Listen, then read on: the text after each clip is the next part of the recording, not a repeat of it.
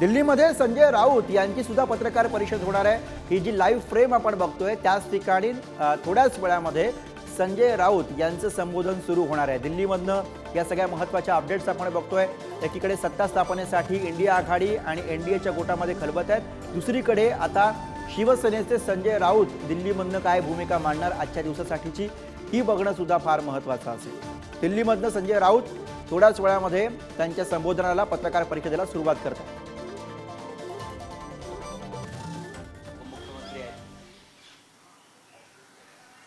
5 वर्ष त्यांना राज्याचं नेतृत्व म्हणजे मुख्यमंत्री पद सांभाळण्याची संधी मिळाली। हे फार मोठं त्यांच्यावरती जबाबदारी होती या महाराष्ट्राची। तरुण नेते म्हणून आम्ही सगळे त्यांच्याकडे अपेक्षेने पाहत होतो। हा नेता महाराष्ट्राचा दिल्लीत जाऊन सुद्धा फार मोठी कामगिरी बजावू शकेल ही आमच्यासारख्या महाराष्ट्र अभिमान्यांची भूमिका होती। पण ज्या पद्धतीचं दळभद्री सुडाचं कपट्याचं राजकारण पुढल्या काळामध्ये देवेंद्र फडणवीस यांनी केलं, त्याच्यामुळे महाराष्ट्रात जो अमृताचा प्रवाह वाहत होता, सभ्यता संस्कृती यासाठी महाराष्ट्र ओळखला जात होता, राजकीय सभ्यता राजकीय संस्कृती, त्याचा नाश करण्याचं काम देवेंद्र फडणवीस या वृत्तीनं केलं। काल जे मी म्हणालो की पेशवे काळामध्ये आनंदीबाई होत्या, त्यांची लोक आठवण ज्यासाठी काढतात, तसे ह्या महाराष्ट्राच्या राजकारणातल्या पुरुष आनंदीबाई आहेत। ही कटुता आमच्या मनात जी आहे त्याला कारण ते स्वतः आहे। महाराष्ट्रात सुडाचं आणि बदल्याचं राजकारण देवेंद्र फडणवीस यांनी सुरू केलं, ते यापूर्वी कधीच नव्हतं। आणि त्याचा बदला या राज्याच्या जनतेने घेतला। लोकसभा निवडणुकीत लोकांना संधी मिळाली आणि लोकांनी देवेंद्र फडणवीस यांना दाखवून दिलं हे तुमचं फडतूस राजकारण, बदल्याचं सुडाचं महाराष्ट्राचं नाश करणारं विनाश करणारं मराठी माणसाच्या स्वाभिमानाला धक्का लावणारं राजकारण या महाराष्ट्रात चाललं आहे। आता त्यांचे चमचे धावतात मागे पुढे, हे सगळे महाराष्ट्राचे शत्रू आहेत। दुर्दैवाने मराठी माणसंच आहे। अशी माणसं संयुक्त महाराष्ट्र लढ्यात सुद्धा होती महाराष्ट्राला विरोध करणारे, ती या फडणवीसांच्या मागे त्यांची शेपटी हलवत फिरत आहेत। मी अत्यंत कटुतेने बोलतो आहे। या महाराष्ट्रामधली एक पिढी खतम करण्याचं काम त्यांनी केलं राजकारण। हातातली सत्ता, त्या सत्तेचा वापर त्यांनी चुकीच्या कामासाठी राजकीय कार्यकर्त्यांवर सूट घेण्यासाठी वापरला। न्यायालयामध्ये दबाव आणला, न्यायमूर्तींना घरी बोलवून दम देण्यात आले। योग्य केसेसमध्ये न्यायमूर्तींना घरी बोलवून निरोप पाठवून धमक्या देण्याचं काम सुद्धा देवेंद्र फडणवीस आणि त्यांच्या या टोळीने केले। पोलिसांचा वापर राजकीय कामासाठी देवेंद्र फडणवीस यांनी केला। या सगळ्याचा उद्रेक कुठेतरी होतोच। आज महाराष्ट्राच्या राजकारणातले खलनायक हे देवेंद्र फडणवीस आहेत, दुसरं कोणी नाही। लोकांचा जेवढा राग मोदी शहांवर नाही तेवढा राग महाराष्ट्रात देवेंद्र फडणवीस। विदर्भात काय झालं पहा ना। विदर्भात नितीन गडकरी यांची जागा सोडली, अकोल्याचा निर्णय मी त्यात पकडत नाही। नितीन गडकरी यांची जागा सोडली तर विदर्भामध्ये फडणवीस यांचा भाजपा हा रसा तळाला गेला। त्याला जबाबदार फडणवीस आहेत ना। त्यांनी राजीनामा काय देत आहेत, ते कसला राजीनामा देत आहेत? लोकांनी तुम्हाला घरी पाठवलं आहे। महाराष्ट्रामध्ये ज्या पद्धतीचं जातीचं धर्माचं आणि अशा अनेक सुडाचं राजकारण त्यांनी सुरू केलं आणि एक राज्य चांगलं रसातळाला नेलं। आमच्यावर कारवाया करण्यापेक्षा, लोकांच्या घरात घुसण्यापेक्षा तुमच्या घरात काय चाललंय तुम्ही बघायला पाहिजे। कारवाया आम्हालाही करता येतील भविष्यात, हे लक्षात घ्या। एवढे पुरावे आमच्याकडे आहेत। मी सांगतो ना तुम्हाला, माझं पूर्ण कुठे झालंय. आमची जी खतखत आहे ती समजून घ्या सगळ्यांची. जाऊन भेटा तुम्ही नवाब मलिक यांना, अनिल देशमुख यांना, इतर अनेक कार्यकर्ते तुरुंगात आहेत. मुंबई महानगरपालिकेत ज्या प्रकारे खोट्या कारवाया त्यांनी करायला लावल्या आणि अनेक चांगले कार्यकर्ते काम करणारे सामाजिक कार्यकर्त्यांना, महापालिका अधिकाऱ्यांना त्रास दिला, छळ केला कुटुंबांचा सगळ्यांचा, ही का राज्य करण्याची पद्धत झाली. म्हणून तुमच्यावर रडण्याची वेळ या राज्यानं आणलेली आहे. आणि ही सुरुवात आहे. कालपरांनी पुन्हा येईन, पक्ष फोडून येईन, 2 पक्ष फोडून येईन. जे 2 पक्ष त्यांनी फोडून येईल किंवा फोडले, त्या 2 पक्षांनीच तुमच्यावर जाहीरपणे अश्रू ढाळण्याची वेळ आणली मिस्टर फडणवीस. हे विसरू नका. आणि अजून बऱ्याच गोष्टी तुम्हाला पाहायच्या आहेत त्या राज्यामध्ये. अजून विधानसभा यायची आहे, महानगरपालिका यायच्या आहेत. तुम्ही स्वतःला पक्षकार्यात गुंतवून वगैरे घेणार आहात ना, तुम्ही जे कराल ते कराल, पण महाराष्ट्र तुम्हाला, इतिहास महाराष्ट्राचा, तुमचं नाव काळ्या कुट्ट अक्षरात लिहिलं जाईल. हे मी आता तुम्हाला अत्यंत परखडपणे सांगतो. तुम्ही या महाराष्ट्राची वाट लावली, महाराष्ट्राच्या स्वाभिमानाची, मराठी माणसाच्या स्वाभिमानाची वाट लावली. हिंदुहृदय सम्राट बाळासाहेब ठाकरे यांची शिवसेना तुम्ही फोडलीत, बरं का. याचा सूड महाराष्ट्र तुमच्यावर घेत राहील, सातत्यानं घेत राहील. त्यांनी त्यांचा पक्षात काय झक मारावी, आम्हाला काय पडलं हो. मी महाराष्ट्राविषयी बोलतो. त्यांनी त्यांच्या पक्षात झक मारावी, भांडे घासावी किंवा पालख्या उचलाव्यात किंवा सिंहासनावर बसावं, तो त्यांचा पक्षाचा प्रश्न आहे. पण त्यांनी ज्या पद्धतीचं या महाराष्ट्रात घाणेरडं दळभद्री राजकारण केलं, लोकसभा निवडणुकीत या राज्याच्या जनतेनं त्याची किंमत त्यांना मोजायला लावली. आणि अजून बऱ्याच गोष्टी घडायच्या आहेत त्या महाराष्ट्रामध्ये. त्यांना काही काळ गुदगुल्या झाल्या, पण त्या अस्वलाच्या गुदगुल्या होत्या. रावसाहेब, काल एनडीएच्या बैठकीत नरेंद्र मोदी यांच्या पंतप्रधान पदाचा प्रस्ताव मंजूर झालेला आहे. इतर पक्षांनीही त्यांना सहकार्य करण्याची भूमिका घेतली एनडीएतल्या. पण तुम्हाला असं वाटतं का की नरेंद्र मोदी यांना पंतप्रधान आरएसएसचा पाठिंबा आहे? माझ्या माहितीप्रमाणे नरेंद्र मोदी यांचा पंतप्रधान पदाचा मार्ग सरळ नाही. गेल्या 2 निवडणुका 2014-2019 ज्या रुबाबात 56 इंचाची नसलेली छाती पुढे काढून मोदी जात होते, ते चित्र तुम्हाला आज दिसत नाही.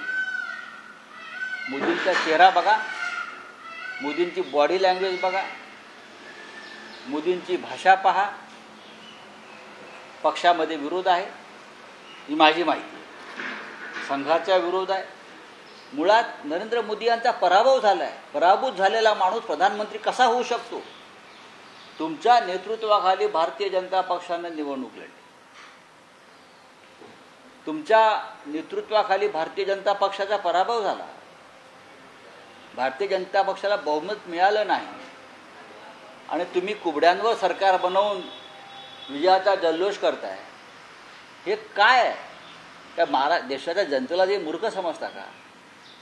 जर तुम्हाला खरोखर लोकशाहीची चाळ असेल तर तुम्ही पक्षामध्ये, संसदीय पक्षामध्ये मतदान घ्या आणि मोदी पाहिजेत का विचारा. माझी जी माहिती आहे त्यानुसार मोदींचा मार्ग सरळ नाही. मोदींनी सरकार बनवायचा जबरदस्तीने प्रयत्न केला तरी त्यांचं सरकार हे टिकणार नाही, हे मी तुम्हाला आत्ता खात्रीनं सांगतो. म्हणून ही सगळी राज्यात रडारड सुरू आहे. मोदींना पक्षातच विरोध आहे. मोदींची ती जी दादागिरी होती, ईडी, सीबीआय, इन्कम टॅक्स, बहुमताच्या ताकदीवर मोदी शहांची, यापुढे चालणार नाही. आमच्यासारखे लोक मरायला तयार आहेत देशासाठी आणि लोकशाहीसाठी, असे असंख्य लोक आहेत. आरएसएसचं यासाठी विचारतो आहे, भले त्यांच्या पंतप्रधान पदाचा प्रस्ताव एनडीएच्या बैठकीत मंजूर जरी झाला असला तरी आरएसएसच्या दृष्टीने गडकरी किंवा राजनाथ सिंग असे पर्याय असू शकतात का? जी माझी माहिती आहे, मी दिल्लीत आहे, त्यानुसार संघामधली टॉप लिडरशिप ही पर्यायाच्या चाचपणीच्या संदर्भात काम करताना मला दिसतं. कोणाला प्रधानमंत्री करायचं, काय करायचं हा जरी BJPचा प्रश्न असला तरी राष्ट्रीय स्वयंसेवक संघ ही अशा बाबतीत एक भूमिका बजावते. 2014 आणि 2019च्या पाशवी बहुमतानंतर मोदी आणि शहा यांनी संघालाच आपलं गुलाम करण्याचा प्रयत्न केला. पण आज संघ अशा परिस्थितीमध्ये आहे की ते एखादा निर्णय घेऊ शकतात आणि नरेंद्र मोदींना घरी पाठवू शकतात. आजच्या सामन्यातून तुम्ही नितीश कुमारांना, चंद्रबाबूंना सल्ला दिलेला आहे. तुमच्या कटू अनुभवानंतर हा सल्ला दिलाय का? नक्कीच. मी कशाला, नितीश कुमार आणि चंद्रबाबू यांनी सुद्धा कटू अनुभव घेतलेले आहेत. 2019 साली अमित शहा यांनी आंध्रमध्ये जाऊन सांगितलं होतं चंद्रबाबूंवरती हल्ला केला होता आणि NDAची दारं चंद्रबाबूसाठी कायमची बंद आहेत असं अमित शहाने जाहीर केलं होतं. इतकंच नव्हे तर चंद्रबाबूंनी सुद्धा, आपण 2019ची त्यांची वक्तव्य पहा, नरेंद्र मोदी हे देशात लोकशाहीची हत्या करत आहेत, या देशामधली संविधान, घटना, अनेक संविधानिक संस्था यांचा गळा घोटण्याचं काम नरेंद्र मोदी करतायत, हे वक्तव्य चंद्रबाबू नायडू यांचं आहे. आणि त्यासाठी त्याने भाजपबरोबर संघर्ष केला आहे आंध्रमध्ये किंवा दिल्लीमध्ये, हे आम्हाला माहिती आहे. त्याच्यामुळे मी जे वारंवार सांगतो हे सरकार टिकणार नाही, हे सरकार टिकू शकणार नाही अनेक मुद्द्यांवर जर बनवायचा प्रयत्न केला तर.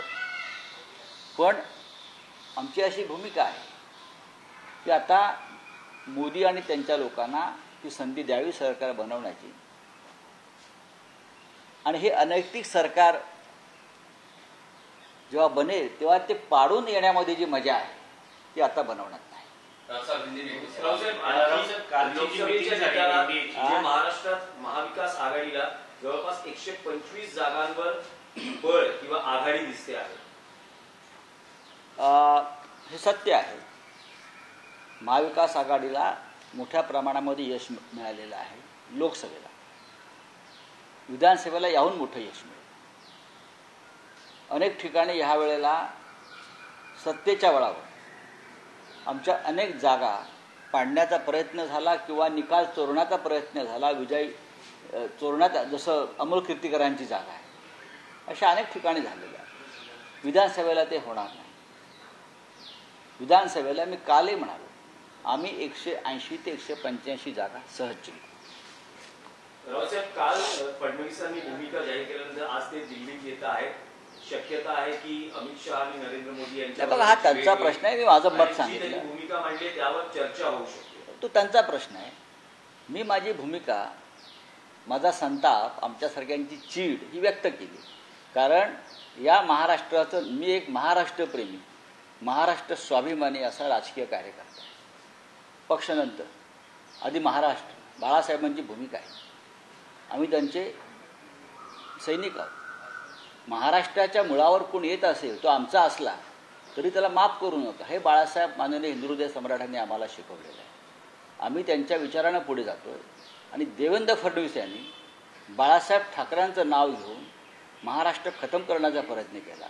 महाराष्ट्रातले उद्योग, महाराष्ट्रातला रोजगार गुजरातमध्ये खेचून नेत असताना हेच फडणवीस तोंडाला कुलूप लावून बसले आणि राजकीय विरोधकांवर सुडाच्या कारवाया करण्यामध्ये हे आघाडीवर होते. यांनी अनेकांची घरं उद्ध्वस्त केली, यांनी अनेक कुटुंब उद्ध्वस्त केली, यांनी खोटे पुरावे निर्माण करण्यासाठी पोलिसांना उत्तेजन दिलं. मी परत सांगतो, ह्यांनी सेशन कोर्ट, हायकोर्टच्या न्यायमूर्तींना धमक्या देऊन काही निर्णय बदलून घेतले आणि काही निर्णय द्यायला लावले.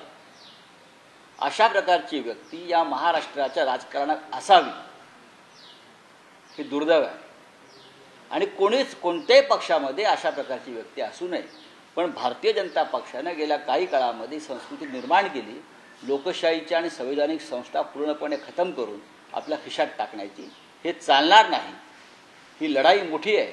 ही लढाई न्यायाची, लोकशाही आणि संविधान वाचवण्याची आहे. तुम्हाला अशा प्रकारे न्यायालय खिशात घालून, न्यायमूर्तींना धमक्या देऊन, बरं का, आमिष दाखवून किंवा आपल्या विचारांचे लोक न्यायव्यवस्थेत नेमून तुम्हाला राज्य करता येणार नाही. मुख्यमंत्री एकनाथ शिंदे असंही म्हणतात की ज्या महाविकास आघाडीच्या जागा वाढलेल्या आहेत त्यात प्रचारामध्ये जो खोटा प्रचार केला गेला, संविधान बदलणार, अनेकांना विशिष्ट समाजाला धमकावलं गेलं, त्याचा हा निकाल. अमोल कीर्तीकरांच्या प्रकरणामध्ये शिंदेने कोणाला धमकावलं, कोणत्या अधिकाऱ्यांना, हे जरा त्याने सांगावं. मी सांगतो, अमोल कीर्तीकरांच्या निकालामध्ये शेवटच्या क्षण एकनाथ शिंदे यांनी कोणाला धमक्या दिल्या आणि कोणाकडून निकाल बदलून घेतला हे त्यांनी सांगावं. मग मी त्यांच्या प्रश्नाचं उत्तर देतो. राव साहब, महाराष्ट्र में अब जो नतीजे आए हैं, कांग्रेस ने भी बहुत अच्छा परफॉर्म किया है. अब आप कुछ महीनों में विधानसभा चुनाव की तैयारी में जाएंगे. ऐसे में बार्गेनिंग पावर महाराष्ट्र में किसके पास ज्यादा होगी? क्या कांग्रेस को ज्यादा सीटें? क्या आपको ऐसा लगता नहीं कांग्रेस की सीटें बढ़ी है, उसमें शिवसेना का योगदान है? अगर शिवसेना नहीं होती महाराष्ट्र में, उद्धव ठाकरे नहीं घूमते महाराष्ट्र में, तैयारी नहीं करते, तो ये सीटें आती किसी की भी. मैं कांग्रेस की बात नहीं कर रहा हूँ. जहाँ जहाँ कांग्रेस है, जहाँ जहाँ एनसीपी पवार साहब के, हम सब जगह पे प्रचार किया है, सब जगह पे शिवसेना है. हमने ये नहीं कहा कि ये कांग्रेस की सीट है, ये पवार साहब की सीट है. हमने सबसे ज़्यादा काम बारामती में किया है, सबको मालूम है. मैंने खुद 6 बार सभा ली बारामती में, कार्यकर्ताओं के साथ मेरा संवाद रहा. हमारी वहाँ वोट्स है. धुलिया हो या और जगह हो, विदर्भ हो, रामटेक हो, रामटेक की हमारी सिटिंग सीट है. सीट शेयरिंग पेचीदा नहीं हो जाएगी ऐसी स्थिति में? कोई नहीं, कुछ नहीं होगा. महाविकास आघाड़ी मजबूती से काम करेगी. हमारे मन में कोई अहंकार ईगो नहीं है. कांग्रेस की सीटें जीत गई, हम बोलते हैं कि मोदी हार गया.